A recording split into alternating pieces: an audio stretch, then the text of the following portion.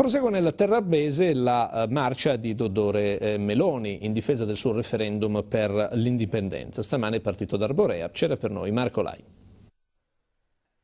Da Arborea a Terralba attraverso Marrubi, Uras e San Niccolò d'Arcidano. La marcia di Dodore Meloni per spingere i sardi alla protesta dopo la bocciatura del quesito referendario sull'indipendenza non conosce soste. Dopo l'incontro col presidente della regione Capellacci, il leader del movimento Paris è tornato a chiedere l'aiuto dei sindaci, dai quali si aspetta una presa di posizione netta in merito al diritto di autodeterminazione dei sardi attraverso il voto referendario. Riteniamo assolutamente è legittimo che vengano prese in considerazione tutte le firme che sono state raccolte per questa causa.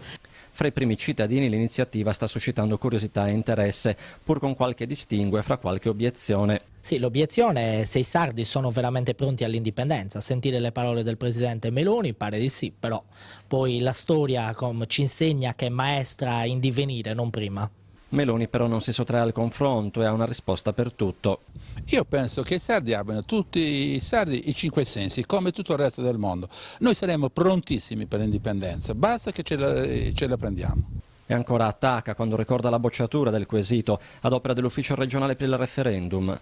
Loro, di fronte a questo arbitrio, di questa forzatura che hanno fatto, non dovrebbero fare altro che rimettere il mandato alla Regione Sardegna e lasciare che altre persone più consapevoli di cosa vuol dire il diritto universale del voto prendano il loro posto e decidano per il referendum.